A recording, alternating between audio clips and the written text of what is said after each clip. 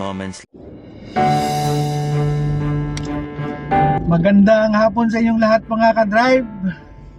So welcome back again sa JMC TV at sa Daily Drive PH. So nandito nga tayo ngayon sa paglalakbay. Pero bago yan mga ka-drive ay meron akong i-share sa inyo na kwento regarding doon sa mga Lalamove riders. Kasi napapansin ko katulad nung kasalubong ko ay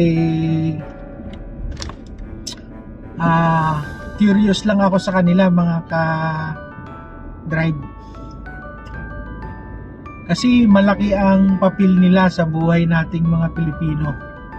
Kaya gusto kong ibahagi sa inyo ang kwento at kasaysayan nito at kung kailan ito nagsimula dito sa Pilipinas mga ka-drive. At pwede rin akong magtanong sa inyo, pwede nyo akong sagutin.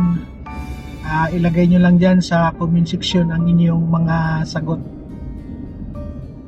Kung ano ang naging parte ng buhay ninyo sa mga riders ng Lalamove, kung paano sila nagserbisyo sa inyo mga ka-drive. Kasi para sa akin ay mga bayani sila mga ka-drive. Sila ang naging susi para magtuloy-tuloy yung ating mga negosyo bilang mga entrepreneur mga ka-drive. Hindi lang sa mga negosyante, maski sa atin ng mga ordinaryo na Pilipino na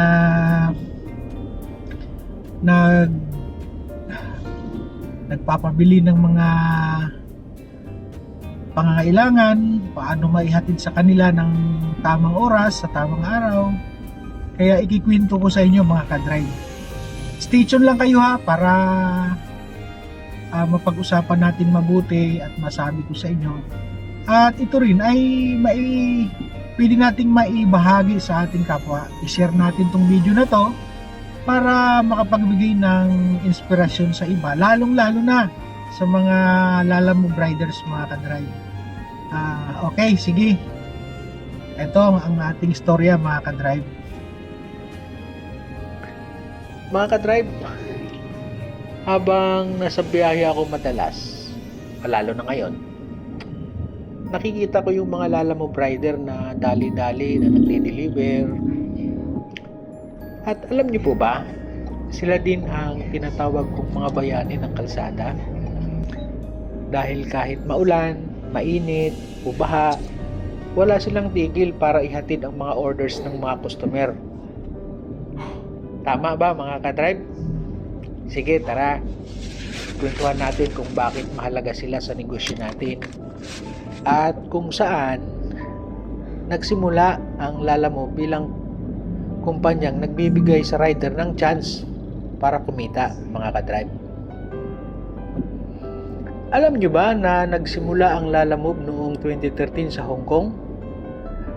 Pangalan nito noon ay Easyban.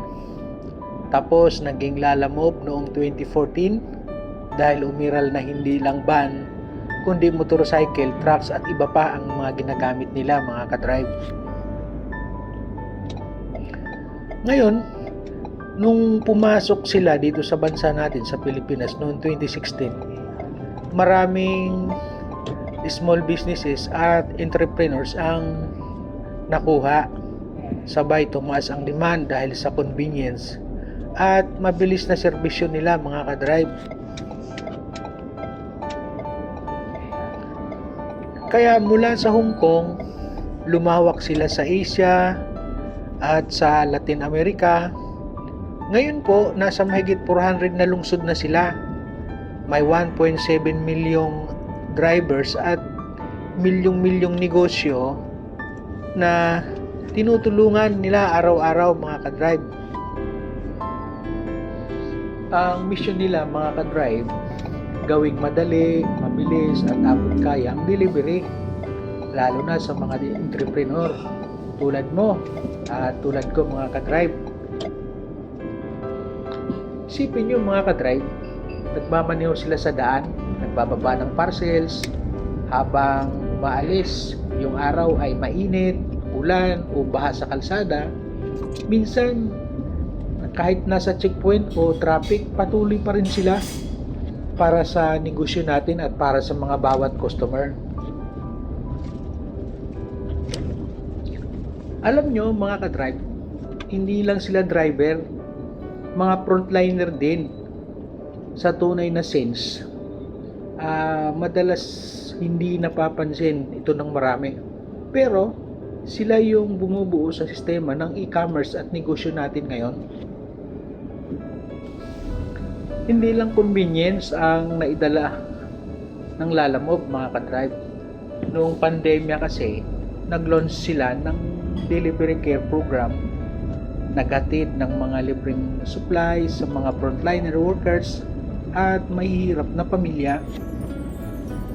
Nakapagtulong sila ng mahigit 200,000 items sa mahigit 86,000 beneficiaries. Tapos may Lala Jeep sila, ginawa para matulungan yung mga jeepney drivers na nawalan ng trabaho pagka lockdown. Ang galing ng puso nila mga ka-drive. Kaya mga ka-drive, bilang nagbebenta ng produkto na same din sa sistema nila, alam ko talaga yung halaga nila. Sila ang nagpapatuloy ng negosyo natin hanggang sa area nila. Mag-deliver hanggang Visayas, o sa Mindanao, dito sa Luzon. Sila ang tulay ng ating mga pangarap mga ka-drive. Kaya dapat pahalagahan natin sila mga ka-drive kasi sila yung tunay na bayani sa kalsada na nagmamalasakit sa ating mga pinapadala at pinabibili sa kanila mga ka-drive. At syempre para sa mga kapwa driver kung may pick up, ka-drive, protektado ba yung karga mo na hindi mabasa sa ulan o hindi maalikabukan? So ito yung produkto namin, ang JMC Quick Tarp brand, full side with liner cover, expandable, para yan sa mga pick up para mawala ang stress natin mga ka-drive. Walang down payment yan, COD yan, via LPG, free shipping yan para sa mga extendable na cover tulad ng pick up na yan na may cover. So pwede tayo mag-meet up sa Metro Manila or sa Inlex or dito sa may Philippine Arena. At kung gusto nyo akong kontakin para malaman nyo yung karagdagang informasyon regarding dyan sa produkto namin, pwede nyo akong tawagan sa 0991-402-6697. Sulit yan mga ka-drive. At subok na yan sa maraming pick-up truck owners na nakabili ng produkto namin mga ka-drive. Okay? Ngayon po, balikan natin yung mga Lalamove drivers na kinikwento ko sa inyo. Kaya tandaan natin, hindi lang sila basta delivery mga ka-drive. Sila ang mga bayani sa likod ng bawat package. Sila ang nagpapatuloy ng ating negosyo. Diba mga ka-drive, totoo yan dahil madali natin silang pakisuyuan. So hanggang dito na lang tayo mga ka-drive. Ako si Judel Karel. Kasama ko kayo sa biyahe ng entrepreneurship at puso sa kalsada. At dito sa JMC TV at sa Daily Drive PH. Hanggang sa sunod muli na ating pagsasama. Maraming salamat po sa inyo. At nagustuhan nyo yung aking video, pwede kayong mag-comment dyan sa baba. Kung maaari po mga ka-drive, pa-subscribe nyo po para malaking tulong po yan dito sa ating YouTube channel. At sa susunod na biyahe ko, maging updated po kayo sa susunod na aking mga kwento. Okay, maraming salamat po. God bless po ka-drive.